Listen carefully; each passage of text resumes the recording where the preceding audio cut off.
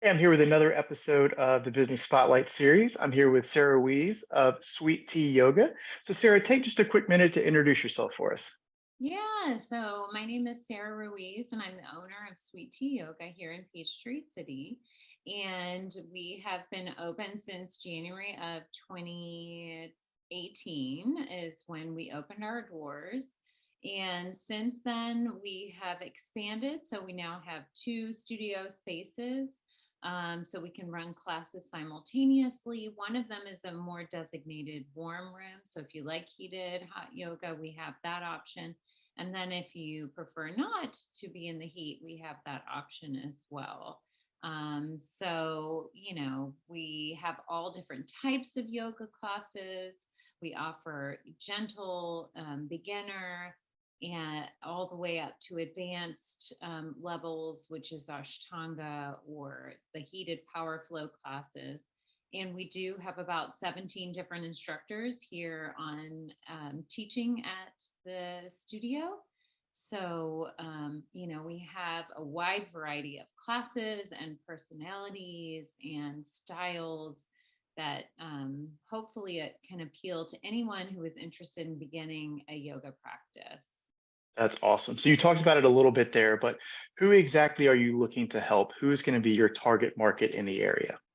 Well, it's interesting that you say that. People will call and they'll say, "Oh, but I'm elderly or I'm not flexible and I can't do yoga." So yoga is truly for everybody. And just because you can't touch your toes, that doesn't mean you're not set up for yoga. That, in fact, that's why you should come to yoga so that it does make it a little bit easier to get the shoes on. It just helps with mobility, flexibility, endurance. A lot of it is also stress relief, how we feel in our bodies at the end of a practice. And essentially, it's taking time in your day to do something for yourself. And whether that be yoga, whether that be sipping a cup of tea, whether that be sitting and reading a book, it really is important that we take time to disconnect. So, not doing what we're doing here, which is looking at a screen, but doing something authentically you and something where you're connecting either with other human beings in person, which is wonderful way to connect with your community is in a yoga practice in a yoga studio, or taking time out for yourself to just sit and breathe and have a time out. We all need timeouts. Absolutely. We all leave such busy lives now that taking that time for yourself is extremely important. So, you talked a little bit about the large growth that you've seen since you launched the practice in 2018. What do you attribute all of that growth to? Well, some of it is information, right? I mean, one when we opened our doors in 2018, there really wasn't another yoga studio in, at least not in Peachtree City. So a lot of it is education. What some people don't understand yet is, I will get phone calls every once in a while, and somebody will say, "I'm a Christian. Can I still practice yoga?" And the answer to that is absolutely yes. Yoga originated in India as a philosophy. However, the way we have sort of changed that to meet our Western ideals, it is a blend of the original yoga as well as a physical practice. So really, you get out of it what you put into it. If you want to get that spiritual side out of it, you can do that.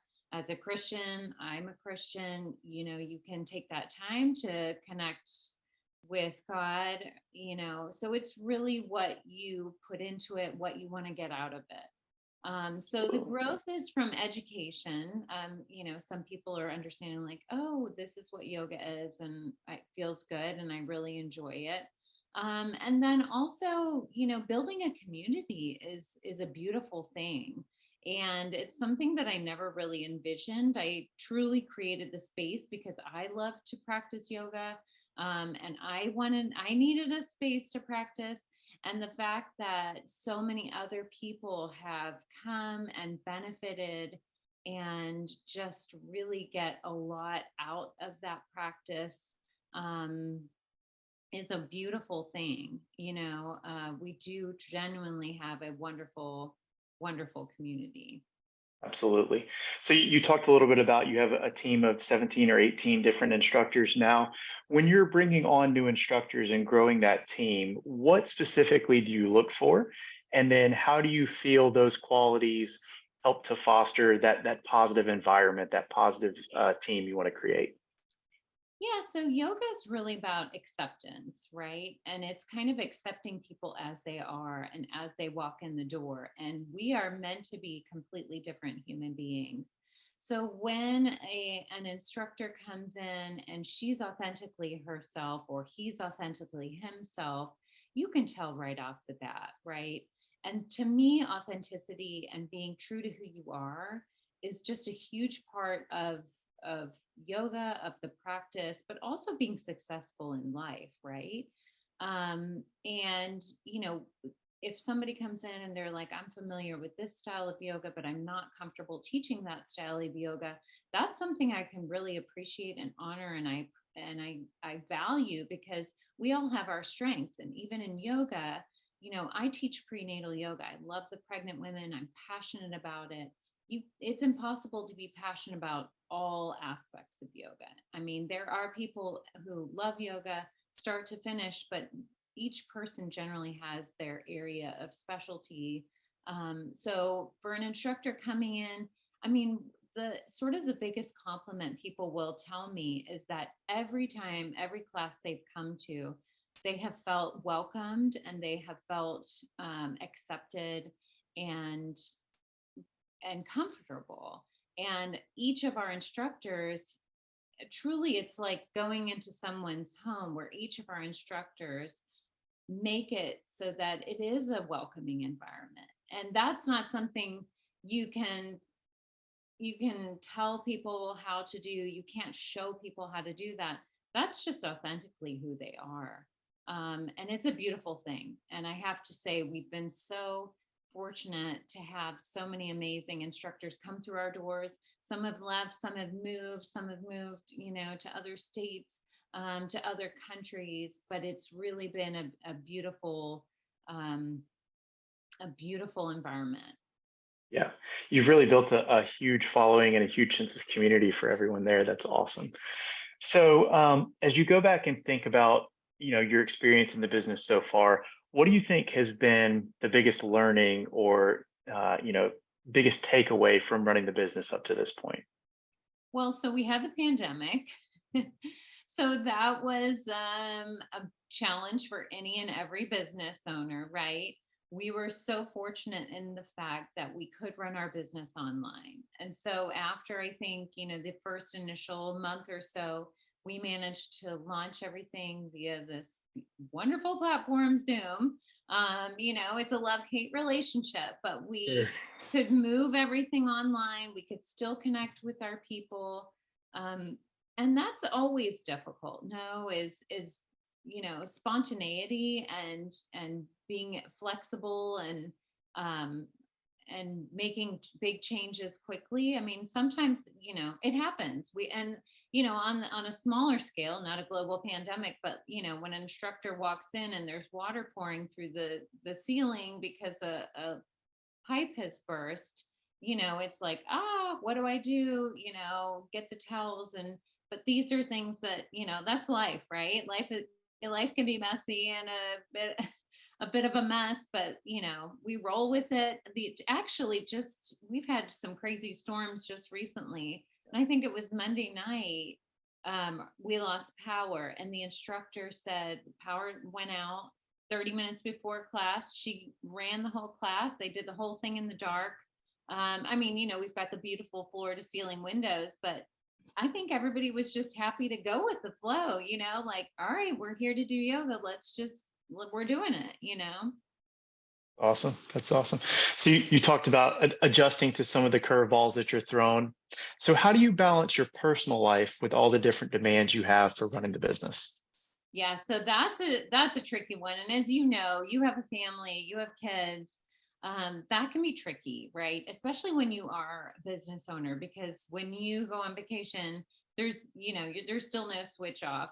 I have 4 kids, different ages, kind of all over. They're in a bazillion different activities. So, I mean, it's just about balance. I try and do as much as I can during the times that they're occupied in school or in activities.